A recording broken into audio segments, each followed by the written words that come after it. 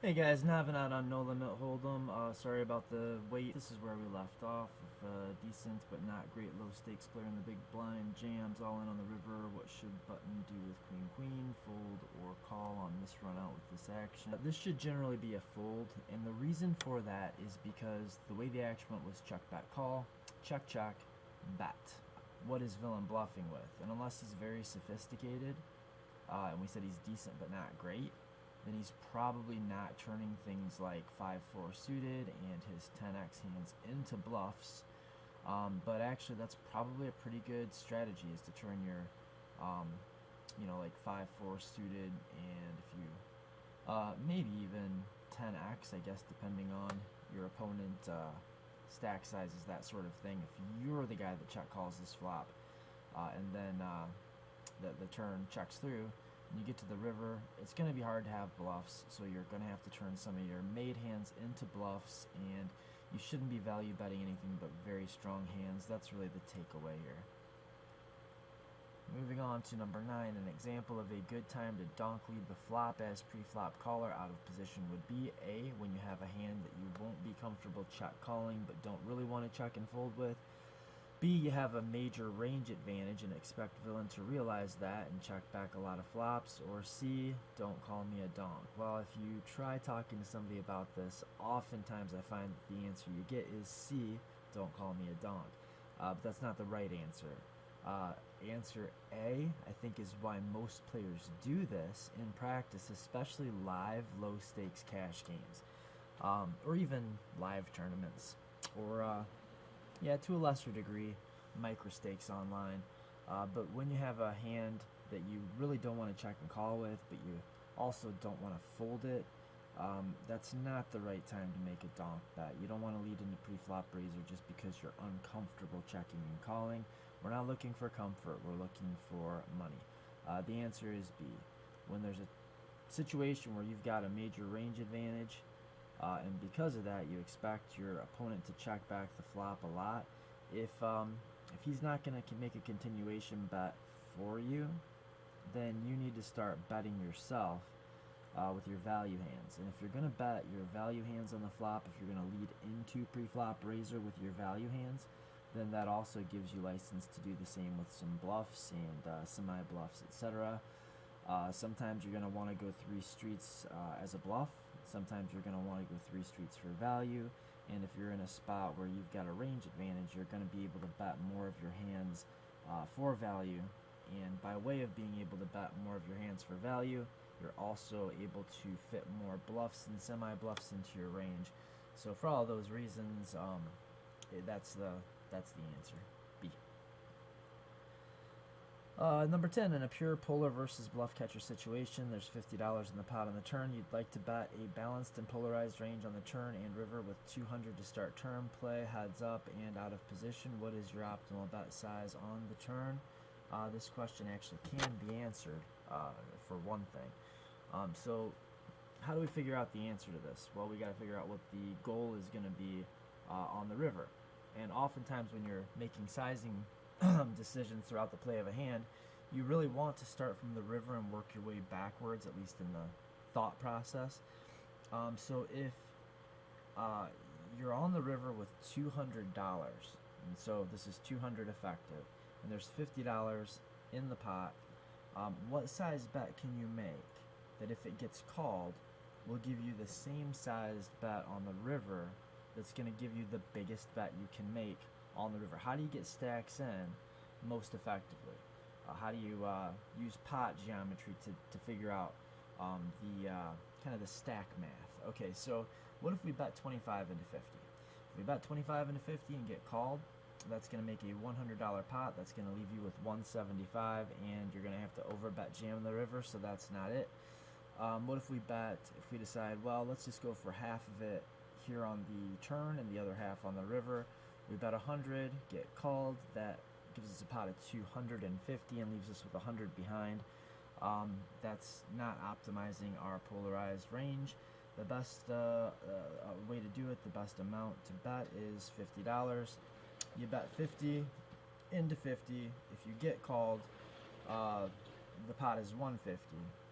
So you've made a pot-sized bet, which set up a pot-sized river jam, and with a polarized range, that allows you to mix in the maximum number of bluffs based on the indifference principle, and that's what we're looking for. The answer is B. Number 11, of the following hands, which is most likely to fit into a good 3-bet range, kind of regardless of stack depth, position, and the number of players at the table. If you haven't seen my video on Ace-King, you don't maybe necessarily know where I'm going. But what I'd say is, almost always, if you're going to have a 3-bet range, Ace-King offsuit is going to be a part of said 3-bet range. There are situations where you can have a 3-bet range, but you won't want King-Queen in it. There are situations where Queen-Jack suited just makes a better flat call than a 3-bet, and pocket nines is kind of the same. So Ace-King offsuit, pocket nines might not really mind allowing hands like 8-7 suited, 7-6 suited, 5-4 offsuit type stuff that might have opened the button but fold to a 3-bet. Pocket nines doesn't mind flopping against that stuff. Queen-Jack suited when at 3-bets is often wasting the value by only getting called by better hands, and rarely getting anything better to fold, and sometimes getting bluffed off the best hand. And King-Queen suited can make a fine flat call, especially in a situation like where there's a middle or late position open and you have position on the opener. This is going to flop so well in position, and it's not going to play that well against a lot of players' flat versus 3-bet ranges that we a lot of times just want to flat call King-Queen suited. But Ace-King has the 2 best blockers. It loves to fold out equity like even a hand like 7-6 suited or 5-4 offsuit. Even getting a hand like 5-4 offsuit to fold if you're out of position is probably a win. And you can usually continue against a 4-bet or 4-bet in some way. And yeah, for all the reasons that are in my video on Ace-King, usually, almost always, Ace-King offsuit goes into a 3-bet range. Number 12, assuming you're heads up to the flop of Jack 8-2, Spade Club Spade, and want to split the following hands into a range with 1 check call and 2 check raises, which hand will fit best in as your check call? So on the board of Jack of Spades, 8 of Clubs, 2 of Spades, we are almost always going to want to check raise pocket 2s for value. We will very often want to check raise the 10-8, and that's because, or I'm sorry, 10-9, 10-9 club. It has a lot of equity against even the hands that we'll call a check raise. It's going to have great barreling opportunities, and it has no showdown value. So having no showdown value means that you always benefit from getting just about anything to fold, and having the potential to barrel some turns means that it's not devastating if you get called, and having some outs to improve to the best hand gives you great implied odds. And for all of those reasons, check raising can make a lot of sense with this hand, and it almost always makes sense with this hand. But this hand, I think, is this Ace of Spades, 8 of Spades for second pair top kicker with the nut flush draw. I think a lot of players will just look at the flop, look at their hand, and think like, well, hey, I got a great flop, and getting all of the money in right here will rarely be terrible, so I'm just going to check raise and get it in. But just because you can get the money in profitably, or just because it's never that bad to get the money in on the flop, doesn't mean it's the best thing. And usually when you have a hand where you've got plenty of showdown value against your opponent's bluffing range, and you've got a lot of outs against even the top of your opponent's range, you're going to want to use that as a check and call. Combo draws, generally speaking, are going to play better as check calls than check raises. They're probably one of the best bluff catchers you can fit into your strategy. It gives you the ability to sometimes have an 8 after you check and call. Even if you check call flop, check call turn, and your opponent is pretty sure that you don't have an 8. When the river comes an 8, you know, you've got him in a bad spot. And also, if you want to mix in some check raises and some check calls with your draws, A lot of players are not going to give you credit for having the nut flush draw when you just check and call, especially if they've seen you check raise the nut flush draw previously. So for a lot of reasons, including those, C is the right answer here. Ace of spades, 8 of spades makes a great check call on this type of board. Tend to check call your combo draws. Okay, so 13. You want to have a perfectly balanced and polarized range that jams the river for one full pot size bet. For your bet sizing to be optimal, what should your ratio of value hands to bluff hands be to make villains bluff catchers indifferent between folding and calling? And we're talking about on the river. So if we're going to jam the river for the size of the pot, that means that we are laying ourselves a price of 1 to 1. It means we are laying our opponent a price of 2 to 1. And if we're laying our opponent a price of 2 to 1, that means that our value to bluff ratio should also be 2 to 1. And that should be 2 value bets for every 1 bluff, meaning that if your opponent has a hand that beats all of your bluffs and loses to all of your value hands, then they become indifferent between calling and folding, which means you have effectively captured the entire size of the pot on the river with your strategy. Of course, you may not win the entire size of the pot on this exact hand, or in this exact hand, on this exact iteration of the strategy, but overall in your strategy, using 2 value hands for every 1 bluff when you have correctly recognized that you're in a polar versus bluff catcher situation and you're jamming the river for pot size, laying your opponent 2 to 1, is the same thing as just picking up however much money is in the pot and scooting it into your stack.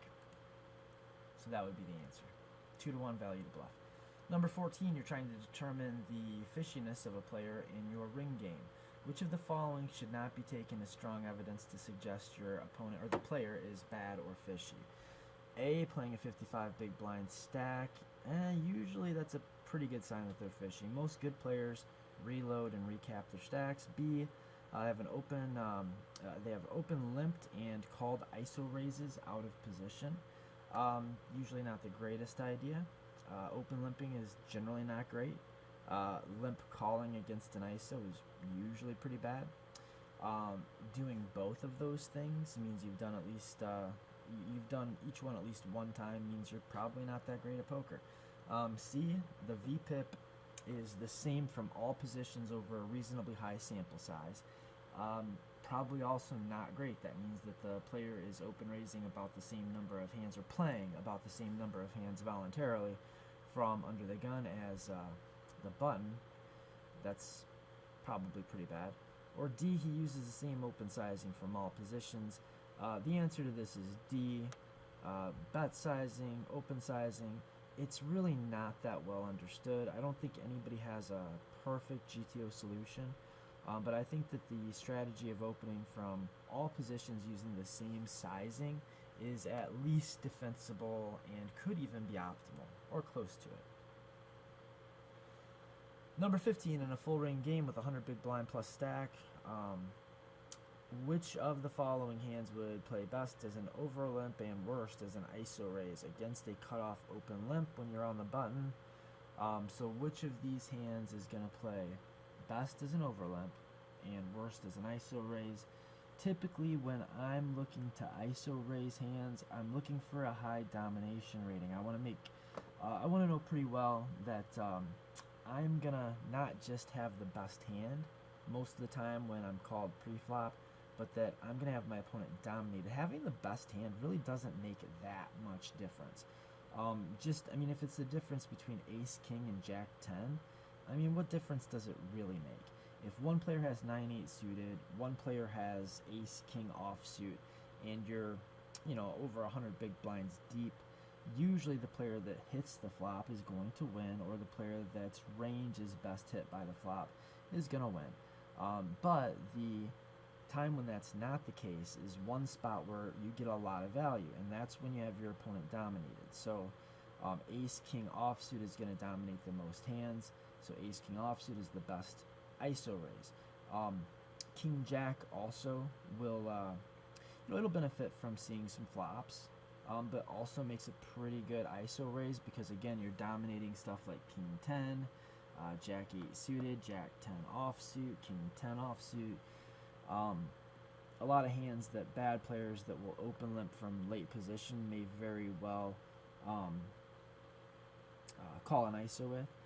Pocket nines can definitely go either way. I think sometimes, depending on stack sizes, depending on how many players there are in the pot, left to act, what your image is, that type of thing. Pocket nines can be an overcall or can be an ISO raise.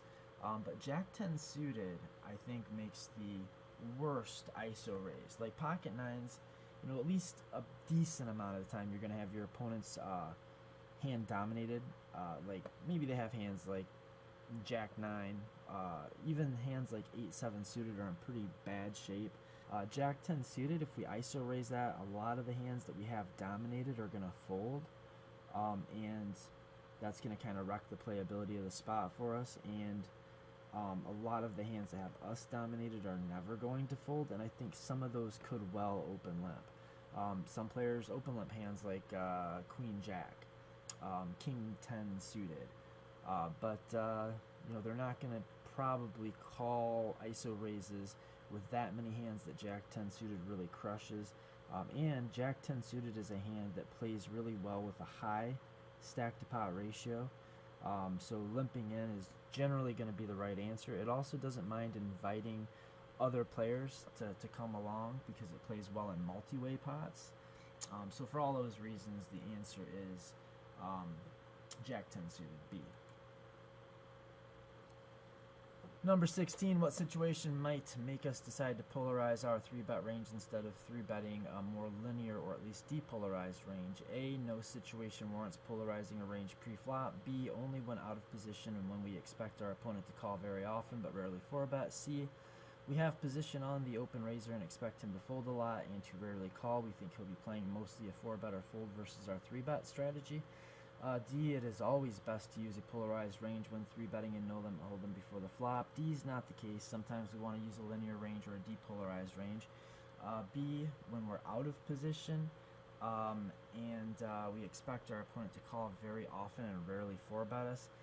Again, we want to be more merged there because we're going to go post-flop fairly often. We want to make sure that we're not bluffing too often, and we want to give our opponent we want to kind of take away from his positional advantage, and oftentimes building a bigger pot that limits the stack to pot ratio is a good way to do that.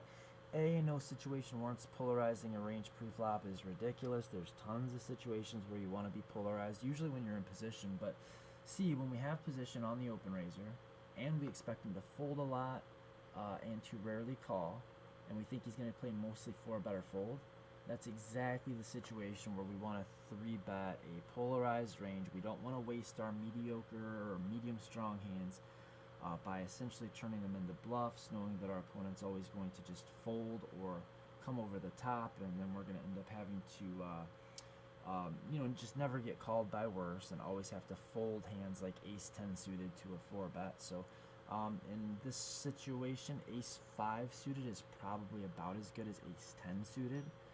So why waste ace 10 suited as a 3-bet when you can flat call with ace 10 suited?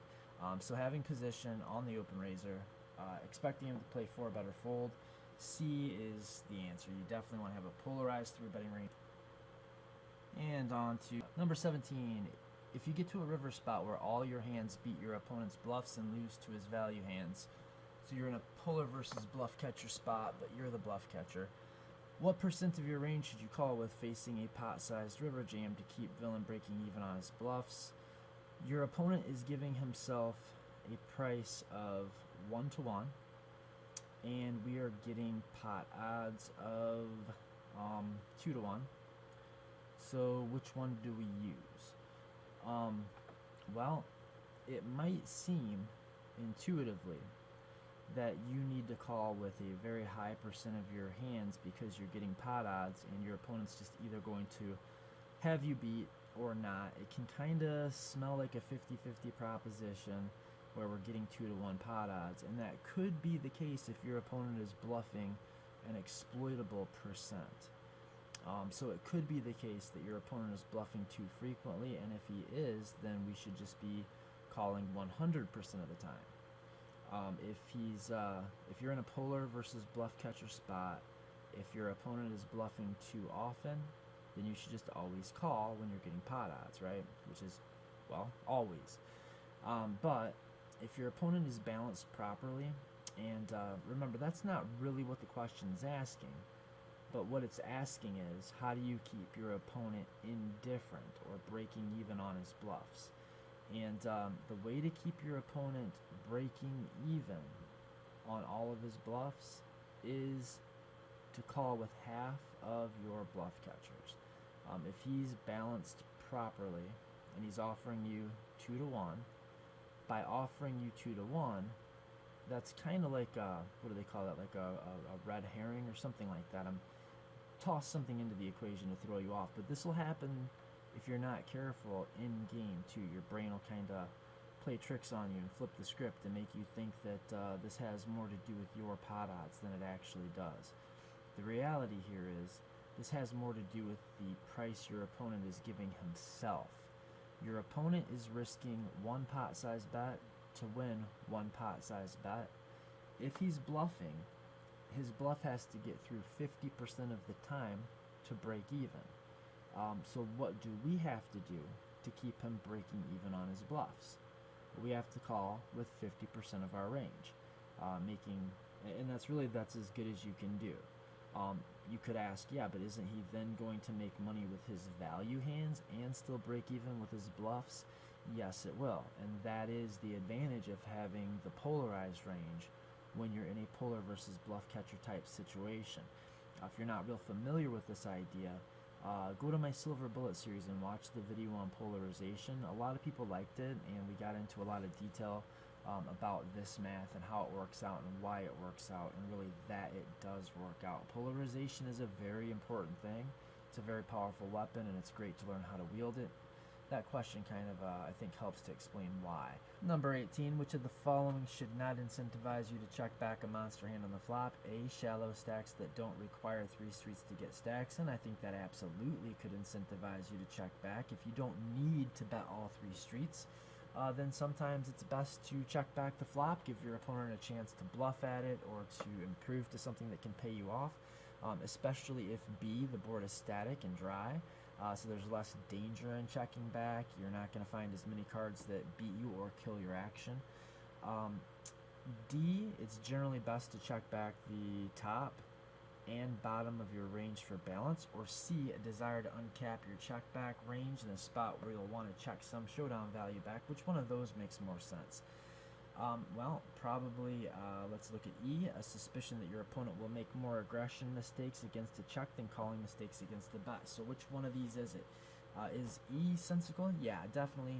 If you really think that your opponent is going to be bluffing an awful lot or value betting overly thin or over value betting or making too thin value bets against checks, then it can weigh into the decision and make for a check back, like an exploitative check back or an exploitative slow play. If your opponent's going to make more aggressive mistakes against you showing some weakness, then he will make calling mistakes if you show strength. Then E can be, a reason to slow play. What about D? It's generally best to check back the top and bottom of your range for balance. C, a desire to uncap your check back range in a spot where you'll want to check some showdown value hands. So C, sometimes you're in a spot where you're going to have a lot of hands that want to check back, but if you do check back, you don't want to turn your range face up. Let's say you have pocket kings and you 3-bet and get called and the flop comes out ace rag rag and you're in position, your opponent checks to you. Checking back sounds pretty good, right? Because if we bet, we're probably not going to get more than 1 street of value, and we're often going to be value owning ourselves, and we're not giving our opponent the chance to bluff at it. So with pocket kings, oftentimes we will want to check back on a flop like ace 3-2 rainbow, but we have to have some very strong hands in our range that check back on that flop in order to stop our opponent from just going crazy with overbets and double barrels and check raises and just playing very perfectly or correctly against us and putting us in tough spots. As part of our overall strategy, if we are going to want to check some some hands like if we're looking at a flop of ace 8-2 rainbow and we were the pre-flop 3-better, if we're going to want to check pocket jacks, queens, and kings back, maybe even check back some of our like ace 5 suited type hands that we were 3-betting light with, then we're also going to want to have some really strong hands in our range so that if our opponent does take to overbetting turns and barreling rivers and jamming and just going crazy aggro on turns and rivers, he's going to run into the nuts some of the time. And your opponent doesn't have to run into the nuts that often for it to be very costly when he's overbet bluffing and double barreling and going for thin value and check raising too aggressively. Running into the nuts just once in a while is really going to do a lot of damage to him and allow us to check back those hands that really want to check back. And sometimes you're not giving up that much to do it. So C is actually a fine, if not the best reason to check back our monster hands on the flop. But D, it's generally best to check back the top and bottom of your range for balance is ludicrous. Of course, it's not best to check back the top of your range and the bottom of your range for balance. We want to be C-betting top and bottom for balance, if anything, right? Except when we check back nutted value hands for... Okay, I'm not going to go off on that tirade. 19, your opponent is C-betting a polarized range, but checking back the middle of his range, kind of like what we were just talking about, on the flop as pre-flop raiser. But we're saying he's not checking back any nutted value hands, so he's not balancing his strategy with some kind of a good check back strategy. He's just polarizing his C-betting range and checking back everything else. Which of the following is not a good way to adjust your strategy to take advantage of that? A, make more check raises for very thin value. B, overbet lead turns after he checks the flop back. Or C, fold less often to a C-bet, looking to check raise some turns and overbet some rivers after the turn checks through. Okay, so let's look at A. Do we want to make more check raises for very thin value against a polarized range? No, we do not, because we're not going to get very thin value when our opponent only has strong and weak hands. So A does not make sense. B makes all the sense in the world. If our opponent is polarizing his C-betting range and he's not protecting his check-back range, he's just checking back showdown value and bluff catchers, we can do a lot of damage to him by overbet leading turns with a wide and polarized range, and probably usually following up with some river shoves or river bets anyway. C, fold less often to continuation bets, looking to check raise some turns and overbet some rivers when the turn checks through. Absolutely, if your opponent is C-betting a polarized range, calling more often can definitely make some sense. And if we are check calling against a polarized range, then once our opponent shuts it down on the turn, if his range was polarized on the flop, it can be a very good time to go ahead and do some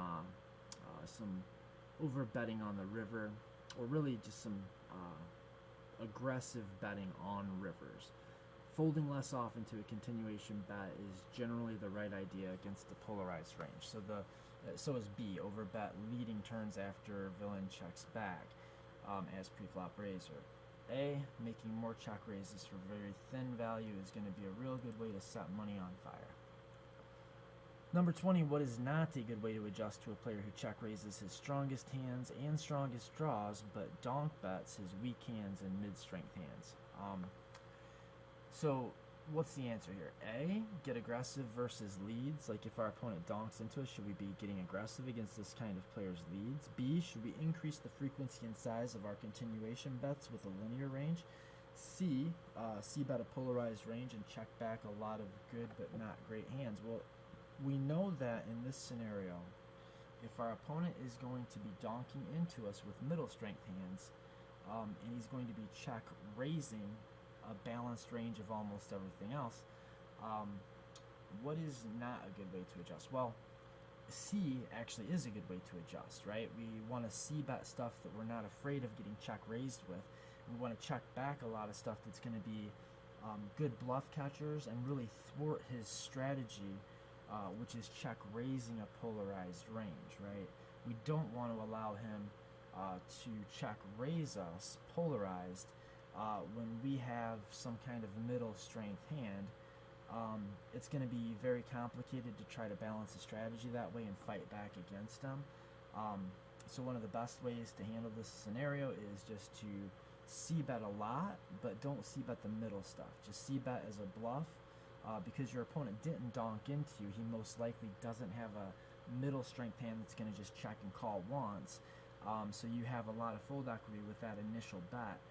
But the risk that you run against a player like this when you're c-betting a lot is that you're going to get check raised more often than normal. And when you have a mediocre strength hand, getting check raised sucks, right? So that's why you want to c-bet polar and check the middle bag. B, increase the frequency and size of your continuation bets, but use a linear range. Or A, get aggressive versus leads. Well, it's definitely going to make sense to get aggressive with against his leads, right? If he has like weak hands and like weak draws that he's donking with, if he's like leading with his bottom pairs and gut shots, then you definitely can raise a polarized range against that kind of a strategy. And you can also do some calling and some floating and things like that, but there's certainly nothing wrong with A.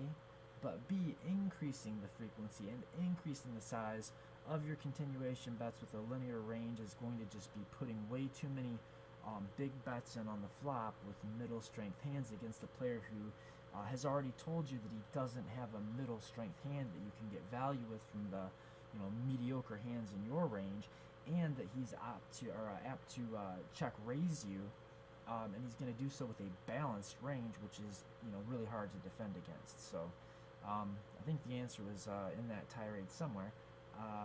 Let's do get aggressive versus leads. Let's do c-bet a polarized range and check back our showdown value on bluff catchers. And let's not increase the frequency and size of our continuation bets with a linear range. 21. Which of the following statements is a true brute fact about no limit hold'em strategy? A, it simply is a good strategy to c-bet your draws in position as pre-flop raiser when checked to in a heads-up pot. B, slow playing should be your default option when you have a very strong hand that is unlikely to be outdrawn on future streets. C, checking back some of your flush draws as pre-flop raiser is part of a balanced strategy and allows you to rep a variety of hands on different runouts.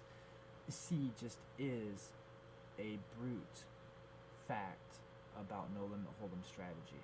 It just is the case that checking back some of your flush draws is necessary for balance, so that every time you check back the flop on a two-tone board and the turn comes the 3 flush, your opponent doesn't just have license to take those pots 100% of the time. And it's also going to allow you to just play more effectively and spread more disinformation and not be so face up, playing across a variety of turns and rivers, runouts, that have to do with whether the flush draw comes in or not and whether you can rep it or not. Like if you check back on a two-tone flop and you're always betting you're always c-betting your flush draws, and then the third flush card comes out on the turn, you're so capped, like you never have a flush then, right? So you have to sometimes have a flush when you check back and the flush comes in. So that is just a brute fact about no limit hold'em strategy, and it has to do with board coverage and balance. 22. You are 67 big blinds effective, nearing the end of a 9-player sit-and-go. Villain opens 2 times the big blind from the button, and you call from the small blind. The big blind folds. The flop comes queen, jack, 5, club, diamond, club. You check. Villain bets 3 big blinds into 5, and you raise to 10 big blinds. So you check raise the flop of queen, jack, 5, two-tone after flat calling pre-flop from the blinds with the button min raising is an open. You check, villain bets 3, you raise to 10, villain calls, the turn is the king of diamonds, there's 25 big blinds in the pot, you bet 15 big blinds into 25, and villain calls. The river is the 2 of spades, there's now 55 big blinds in the pot, you jam all in with your remaining 40 into 55 big blinds. What hand should you probably not have? So what should not be in your range at this point? Should you ever get to this spot with pocket 5s? Well, you flat called pre-flop out of the blind facing a min raise. 5s are still in your range at that point. You check raised with a set on a wet flop against a player who will likely c-bet fairly often. Most players c-bet too often, so I think that makes all the sense in the world. You could make an argument for leading, but checking to check raise makes plenty of sense. Then when the king comes on the turn, betting again makes plenty of sense, and when the river comes with the 2 of spades, you've got a pretty good 40 big blind jam there, so 5s is fine. What about 10-9 of diamonds? I think you could make an argument for leading 10-9 on this flop or check calling, but sometimes you could check raise it. Depends on the situation. But then if you did check raise the flop, I mean, clearly you're going to call a 10-9 suited pre-flop. And if you did decide to check raise the flop and the turn came the king of diamonds, not only improving your equity but putting an overcard to the flop and completing some of the draws that you could have, which when a card comes off that could complete draws for either you or your opponent, that card is usually pretty good for you if you don't have any showdown value, because but you do have equity when called. That's a good card for you. Whether or not it's a good card for your range, you know, that's debatable. It's not a bad card for your range, and you don't have showdown value, and you do have equity even against the stronger part of your opponent's continuing range, so it's a good card to barrel. And then, of course, when the river comes off, the 2 of spades and just bricks off, jamming with the worst hand you can ever get there with. Wait a second, we turned this straight. Okay, 9, 10, jack, queen, king. Well, all of that would apply if that would have been the ace of diamonds, so let's not call that a wasted conversation, but yeah, definitely you're going to check raise. If you check raise the flop and you turn the king and make the straight with a redraw, it's going to make sense to bet again and then jam the river, of course, for value. What about ace 9 and what about ace queen? Okay, so if we have the nut flush draw with the ace of clubs and 9 of clubs, I think it can be fine to check raise. The flop definitely favors your range, and playing the hand this way allows you to put a lot of pressure with a polarized range when you have a range advantage, so I think that can be pretty good. I mean, you could argue for checking and calling, you could argue for leading, or you could make a case for check raising. There's a lot of variables there, but the ace of clubs, queen of diamonds, number one, you would have 3-bet this, or should have 3-bet this pre-flop, facing a min raise from late position like a steal. You know, 67 big blinds effective with ace queen. You're just going to want to 3-bet and get it in a situation like this. So you wouldn't have the hand, and you wouldn't have this hand just flat calling. So you don't even get to the flop this way with ace queen. But if every once in a while you decide to do this, which I just wouldn't, but if you do decide to call for whatever exploitative reasons, I guess, and the flop comes out queen, jack, 5, and you check and your opponent bets, you probably shouldn't be check raising, because you're just going to have better candidates in your range to do that with. Even if you do happen to just accidentally click the call button, you probably still should not check raise the flop. And if you do check raise the flop and get called, you certainly shouldn't be betting the king of diamonds turn, planning on setting up a river jam, effectively turning your flop's top pair, top kicker into a bluff, right? So the answer is C. If you have ace queen and get to the river this way, and then jam, first of all, don't jam. Second, don't get to the river this way. Third, don't get to the turn this way. And fourth, 3-bet it pre-flop. 23, which of the following statements is true regarding polarized versus bluff catcher scenarios? I think this is going to be the last question we do. I'm going to leave the last few questions for part 3, and I promise it won't take me another 3 weeks to get to it. Which of the following statements is true regarding P versus BC scenarios that occur in NLH? A. The player with the polarized range will rarely bet the turn himself regardless of positions. B. The player with the bluff catcher range will rarely lead into the polarized range and rarely bet when checked to. Or C, the bluff catcher range has an inherent advantage in EV built into it that arises as a feature of games that have wagers with incomplete information. Which of the following statements is true?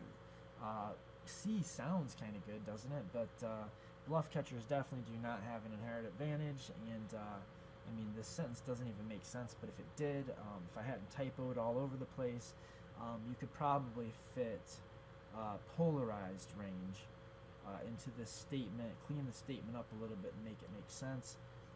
A, the player with the polarized range is rarely going to bet is of course not true. Whether he's in or out of position, the player with the polarized range always has incentive to bet. B, the player with the bluff catcher range is rarely going to lead into the polarized range and will rarely bet when checked to. This is true. B is true. It's the case. It's just it arises out of the nature of polarized ranges and how they play against bluff catcher type ranges, that you do not want to bet a bluff catcher into a polarized range, even if you think that you have more than 50% equity. The problem is that A, you're not going to have good equity when you get called. B, you're not going to want to get raised if you have a bluff catcher. You don't want to bet and then get raised, which is the only thing that could happen other than getting a fold against a polarized range. And C, if you have a bluff catcher, the ideal thing to do is to check, allow your opponent to bluff, and pick off the bluff. If you're going to put money into a pot, and I want this to be the takeaway here, don't get into the idea that if I was going to put money into a pot anyway, I may as well bet it myself. That's simply not the way poker works. It's not the way that one range and one strategy rams into another strategy. It doesn't work that way. It does matter what order the money goes in. Sometimes the money goes in best when you put the money in yourself. Sometimes the money goes in best when you're not the player that puts the money in. And this is a perfect example of a situation where even if you are planning on calling if you check, it is still better to check and call than it is to bet yourself. When your opponent has just air, he's never going to call you, he's never going to pay you when you have the best hand, or a value hand that beats you. You can't bet and make money. You can only bet and run into hands that will beat you and not fold, or you can bet and run into hands that you beat but they'll fold, or probably the worst case scenario is you can run your hand into a hand that you beat but that raises you and causes you to make an incorrect fold rather than a correct call after putting more money into the pot. So that's a pretty big thing, and I think a lot of players get that very, very wrong. Just this idea that if you're either going to if you're in a spot where the money's going in regardless, and you kind of think, well, I'm nervous to just check and let this guy bet because I don't want to check and fold, but I don't want to check and call. Even though emotionally it can feel like the best thing you could do is just bet yourself and say, like, screw it, I'm just going to bet and let him figure it out. In reality, that's the worst thing you can do in a situation like that. So, I think that's a pretty good note to leave off on. So I hope you enjoyed the video.